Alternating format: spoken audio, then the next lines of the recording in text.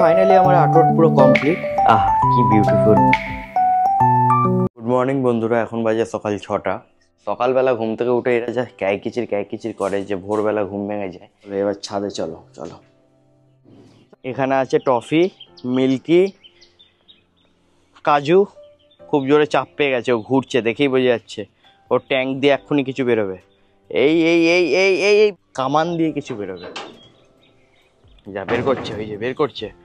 আর বাকি এখানে আছে সাফি, উইকি, আর ওখানে আছে জাগ্গু। এই জাগ্গু কী যে করছে ওর ওপর উঠে কে জানে। তো বাইরে দেখুন কত কুয়াশা, কিছু দেখা যাচ্ছে না ভালো করে দূরে। যতই রাত্রে ঘুমাই, সকালে আমি লেটে উঠতে পারবো না, কারণ ভোর 5টা দিয়ে শুরু হয় ক্যাং ক্যাং ক্যাং ক্যাং ক্যাং পাখির ডাক। আর যতক্ষণ এদের উপরে এইভাবে তোলা হচ্ছে এরা ডেকেই যায়। তো এখন এরা খেলবে মিনিমাম আধ ঘন্টা উপরে এইভাবে। দেন আমি তলায় গিয়ে একটু ঘুমিয়ে পড়বো, কারণ আমি কালকে শুয়েছিলাম রাত 2টোর সময়। দেখেছো এই সাপিটাকে, দেখেছো মাংকি স্টেজে গিয়ে মুখটা কেমন হয়ে গেছে। হ্যাঁ করছি, তোমাকেও আদর করছি। এই উইকেটে না খালি অ্যাটেনশান নেবে, ছোটোবেলা থেকে আদর প্রিয়। তোকে তো দেখানোই হয়নি, বাহ টিপ পরে তোকে তো খুব মিষ্টি লাগছে রে। সো বন্ধুরা, যদি আপনারা আমার রেগুলার ভিডিও ফলো করেন, সো আপনারা জানেন যে 2 দিন আগে আমি এই প্ল্যান্টেড সেট আপটা রেডি করেছিলাম। আজকে আমি এই প্ল্যান্টেড ট্যাঙ্কে কিছু আরও গাছ লাগাবো। সো এখানে কিছু প্লান্টস আছে। 7টার সময় ব্রেকফাস্ট করে ওরা সকালে, ওদের খাবারের বাটি এখানে রেডি করলো মা। আজকে ওরা ড্রাই ডগ ফুড খাবে। আর আপনাদের মধ্যে অনেকে বলেন যে ডগ ফুড নাকি ওদের জন্য ভালো না, অনেক রোগ হয়। এটা অ্যাকচুয়ালি রয়্যাল ক্যানিনের ডগ ফুড। সো কাইন্ডলি একটু রিসার্চ করে নেবেন এটার ব্যাপারে। বেবিদের জন্য স্পেশালি এই ডগ ফুডটা রয়্যাল ক্যানিন কোম্পানির। সো এটাতে কখনোই ক্ষতি হতে পারে না, ক্ষতি হলে এত বড় ব্র্যান্ড থাকতো না। ডোডো একটু ওয়েট করো, ডোডো তুমি সবার থেকে লম্বা বলে এইভাবে সুযোগের সদ্ব্যবহার করবে। দিতে না দিতেই খাওয়া হয়ে গেছে, খুব জোর খিদে লেগেছিল। এখানে মিল্কি শুয়ে আছে, মিল্কিকে এখনো খেতে দেওয়া হয়নি ওদের মাকে।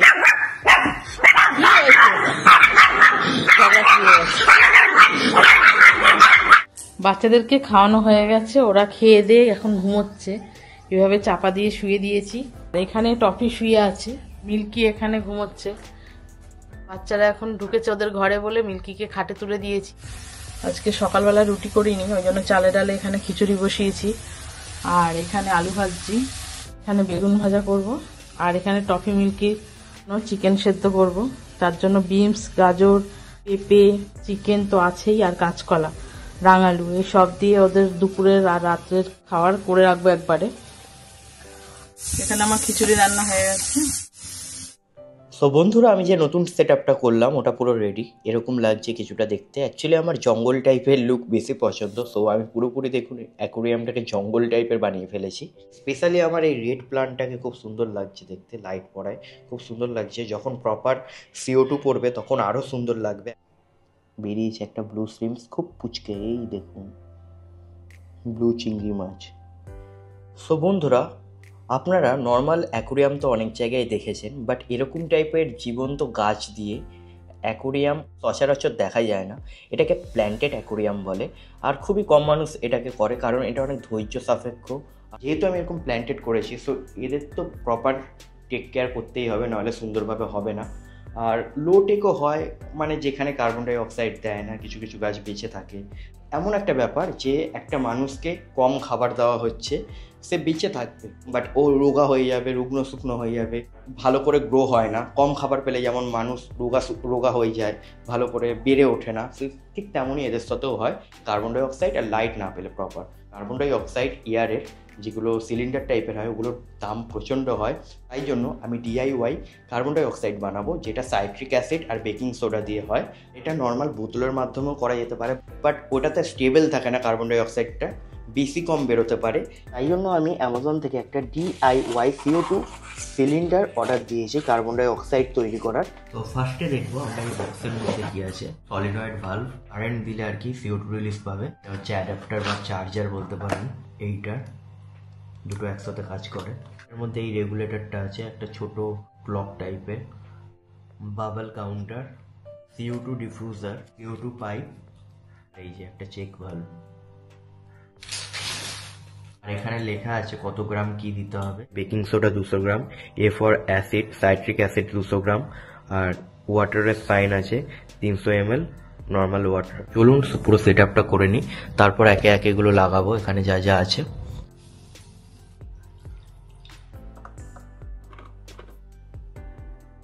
সো অ্যাপ্রক্স 10 থেকে 15 মিনিট হবে। এখনই দেখুন এই কাঁটাটা ইয়েলো কালারের, এটা রেডের বাইরে বেরিয়ে গেছে। সো মিনিমাম আরও 2-3 ঘন্টার মধ্যে আই হোপ এটা অনেকটাই উপরে উঠে যাবে। ততক্ষণের জন্য আমি একটুখানি ড্রয়িং করতে বসি, একটা পেইড আর্টওয়ার্ক আছে ওটা নিয়ে বসি। আর সো অল সেট, আমি সব কিছু সেট করে নিয়েছি। CO2 সিলিন্ডার ওখানে রেখেছি, এখানেই রাখবো। আর সব থেকে বড় কথা দেখুন, এবার এইটা পুরো ইয়েলো দাগটা পুরো মাঝখান বরাবর চলে এসছে, 200-র কাছে ঠেকে আছে। আর সব থেকে বড় কথা যেটা হচ্ছে এই যে স্মার্ট প্লাগটা আমি লাগিয়েছি এখানে, সো এইটা আমি ফোন দিয়ে কন্ট্রোল করতে পারবো।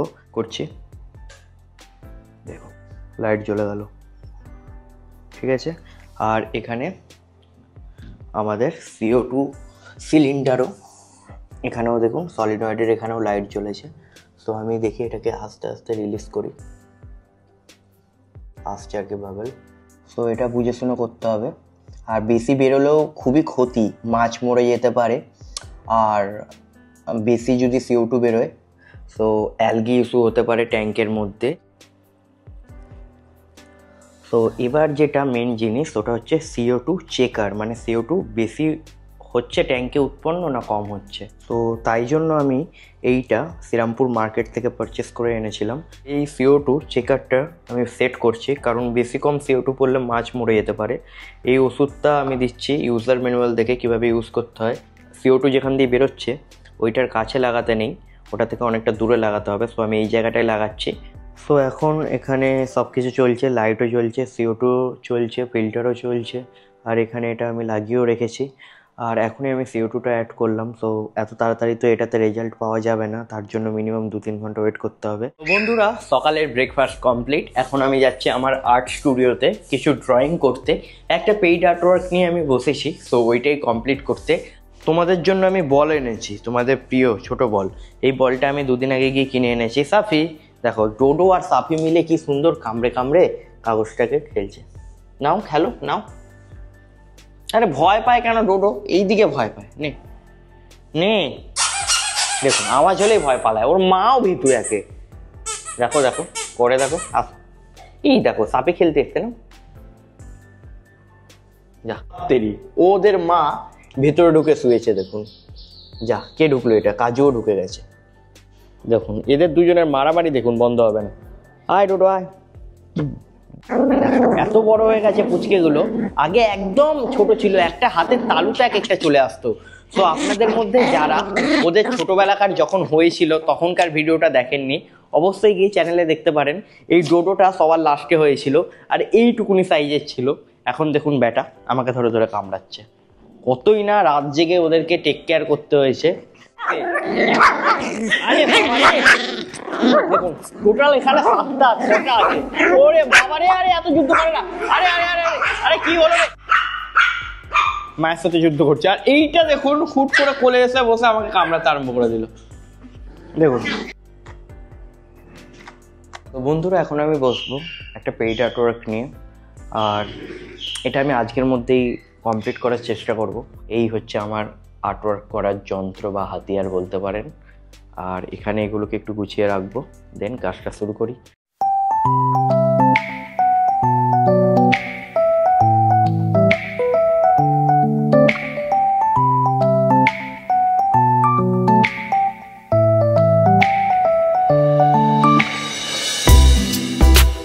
সো বন্ধুরা, এতক্ষণ আমি এই আর্টওয়ার্কটা করছিলাম, এখনও একটা আর্টওয়ার্ক করা বাকি আছে, একদিকের হয়েছে।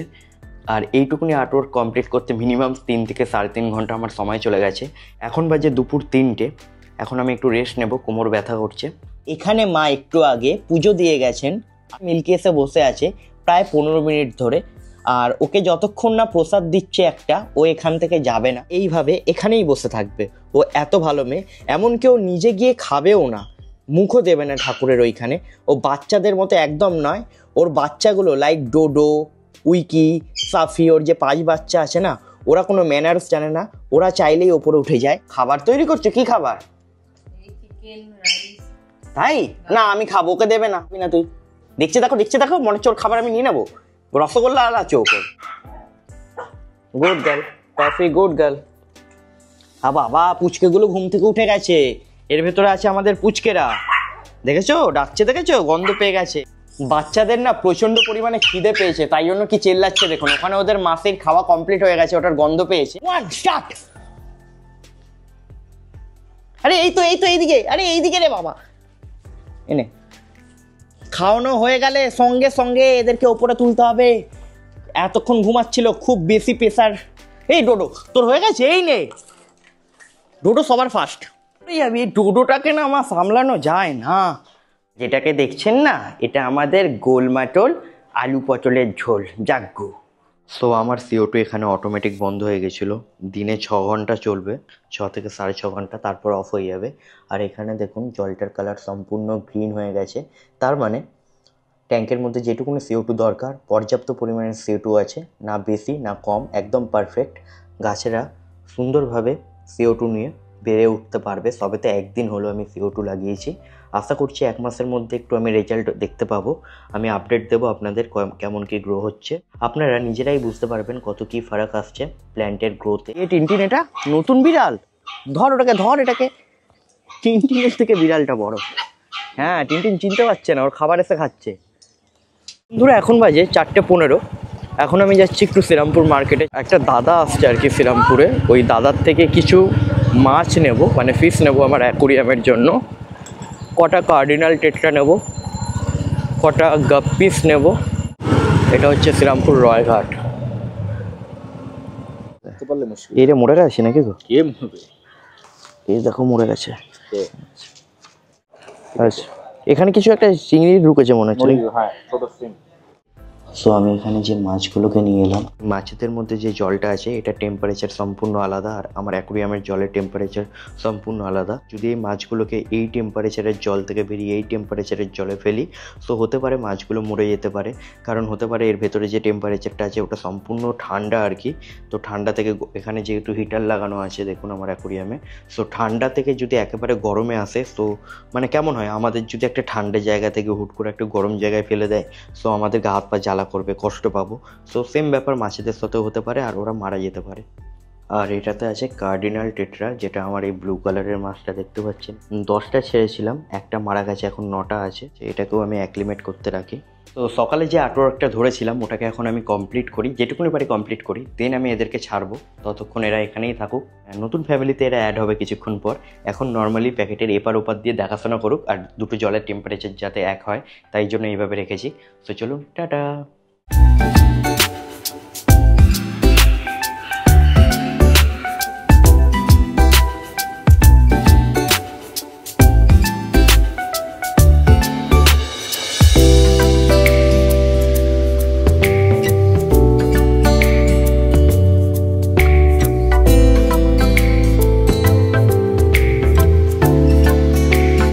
সো বন্ধুরা ফাইনালি আমার আর্টওয়ার্ক পুরো কমপ্লিট। এখন বাজে রাত 9:30।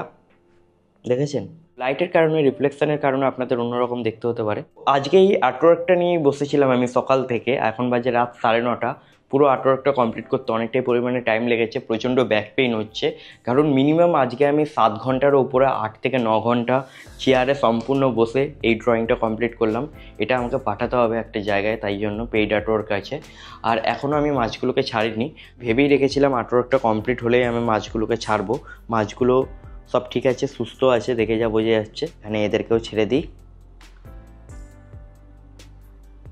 যা রে বাবা বেরো। সো বন্ধুরা নতুন ফিশেসরা তাদের নিজের নতুন বাড়িতে ঘোরাঘুরি করছে, সব জায়গা ঘুরে দেখছে। নতুন সদস্যদের একটু খেতে দিয়ে দিই, দেখি ওরা খায় কি না। বাহ সবাই খাচ্ছে।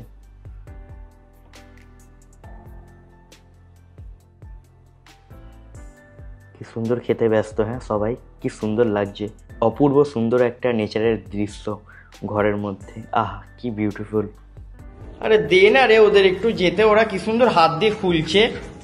দেখো কি সুন্দর ঘরে ঢুকবে, আর একটা আমার এই ঘরে ঢুকে গেছে। আমি টুকুস করে মায়ের সাথে কথা বলতে বেরিয়েছি, এই দেখো বেরোলো, কি সুন্দর বেরিয়ে এলো, দেখেছো? লেগে যাবে, দাঁড়া। ওরা কি সুন্দরভাবে সকালেও এইভাবে খায়। ডোডো একদম ডিসিপ্লিন মেনে খায় না, দেখো নিজের খাবার হয়ে গেছে, এখন অন্যটায় হাত দিয়েছে। ডোডো এগুলো ঠিক না, একদম ঠিক না। ডিনার কমপ্লিট হয়ে গেছে, তাড়াতাড়ি দাও, উপরে নিয়ে যেতে হবে। দিনে প্রায় 50 থেকে 60 বার এখন এইভাবে সিঁড়িতে ওঠানামা করতে হয়। এইভাবে খাওয়া দাওয়ার পর উপরে নিয়ে আসার একটা মাত্রই কারণ, যাতে এদের এটা অভ্যাসে পরিণত হয়, মানে খাওয়া দাওয়ার পরে যাতে এরা নিজে থেকেই শিখে যায় যে আমার খাবার খাওয়া হয়ে গেছে, আমার পটি বা টয়লেট পেয়েছে, মানে আমাকে ছাদে যেতে হবে। যেটা ও হাঁপিয়ে গেছে, যেটা ওর মা আর মাসি করে আর কি। ওদের খাওয়া দাওয়া হয়ে গেলে ওরা অটোমেটিক ছাদে নিজেরাই চলে আসে, করে নেয় যা করার। সো বন্ধুরা, আজকের ব্লগটা আমি এখানেই সমাপ্ত করছি। আজকে সত্যি বলতে আর এনার্জি নেই, এখনও এই ব্লগটা এডিট করে কালকে আপলোড করতে হবে। সো এখনও আমার মিনিমাম 2-3 ঘন্টার কাজ বাকি আছে। আমি কথা বলছি, এখানে ডোডো আমার দিকে দেখছে, দেখুন। সো আজকের ব্লগটা ডোডো সমাপ্ত করবে। ডোডো চলো। তো এরকমই যদি পুচকেদের নিয়ে ডেলি ভিডিও দেখতে হয়, সো অবশ্যই চ্যানেলটিকে সাবস্ক্রাইব করে যেতে পারেন। আর একটা কথা মনে রাখবেন, এটা শুধুমাত্র ভ্লগিং চ্যানেল না, এই চ্যানেলে আপনারা 3 রকম জিনিস দেখতে পাবেন। লাইক একটা পেটস নিয়ে ভিডিও, লাইক এই যে আমার কাছে কি সুন্দর সুন্দর পমরেনিয়ানগুলো আছে, এদেরকে নিয়ে ভিডিও। এদের এখন মাঙ্কি স্টেজ আছে বলে এদের দেখতে একটু অন্যরকম লাগতে পারে। 2 নম্বর হচ্ছে art related video, drawing video, আর 3 নম্বর হচ্ছে ডেলি ভ্লগ। সো 3টে চ্যানেলের মিশ্রণ বলতে পারেন আমাদের এই একটা চ্যানেল। সো যদি ভালো লেগে থাকে আর যদি একটু সাপোর্ট করতে চান, অবশ্যই চ্যানেলটিকে সাবস্ক্রাইব করে যেতে পারেন। একটা ছোট ইচ্ছা আছে বা স্বপ্ন আছে বলতে পারেন, 1 লাখ সাবস্ক্রাইবার কমপ্লিট হওয়ার। আপনারা চাইলে আশীর্বাদ করলে অবশ্যই হবে। সো চলুন, টাটা।